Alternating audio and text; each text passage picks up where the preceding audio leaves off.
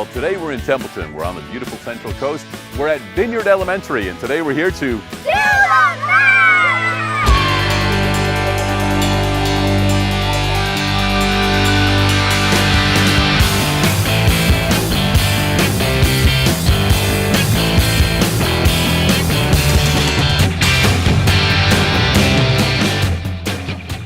Well, today we're in Templeton once again and at Vineyard Elementary School, and with me right now is fifth grade student Ashley. How are you?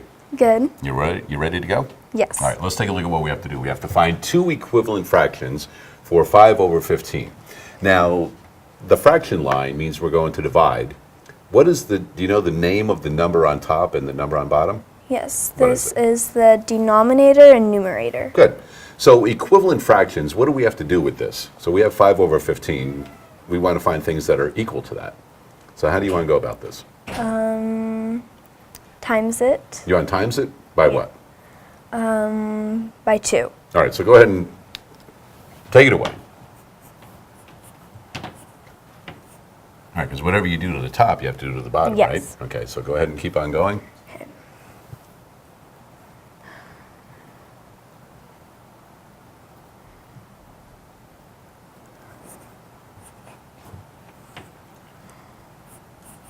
So 5 times 2 is 10, and then 15 times 2 is going to be a little more than 25. Okay. So let's go ahead and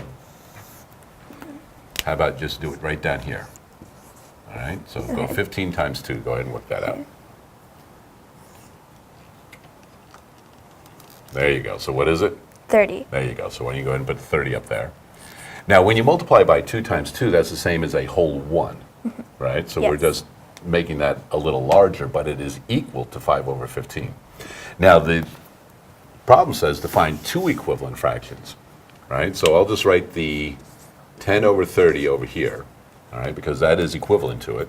So what else would you like to do? Because first of all, you multiplied it by 2, which was fine. You can What's another divide way? it. You can divide it. Ooh, nicely done. So what would you like to divide it by? 3. Wait, no. You're on the right track. Because you're going to get a 3 in here somewhere. So if you want to divide, what number will go into both 5 and 15? Because you know you're going to get a 3, Yeah. but you can't go 5 divided by 3, right? No. So what do you want to divide by? So that was good that you wanted to divide, because we can make them smaller. They don't always have to be larger. So what goes into 5 and 15? 1.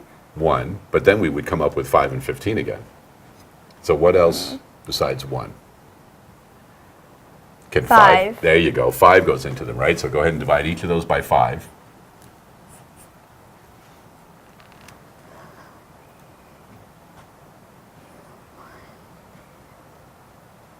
There's your 3, right? Because I knew as soon as you said 3 where you were going with this, all right? So 5/15, we're going to make it smaller now, right? So divide each of them by 5, which is another whole 1, we get 1/3. So we'll go ahead and we'll put our 1/3 over here. So we have all equivalent fractions now. So you've solved the problem. Can you think of an easy way to make an equivalent fraction without having to multiply or divide at all? I'm going to show you a little trick how you can do one of these. You ready? Yeah. All right. Put a 0 at the end of each of those numbers. Isn't that equal to 5/15? Because in order to go from 5 to 50, what did we do?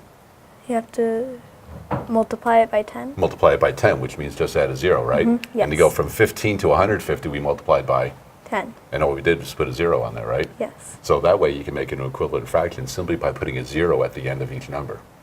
So you actually made 4. Nice work.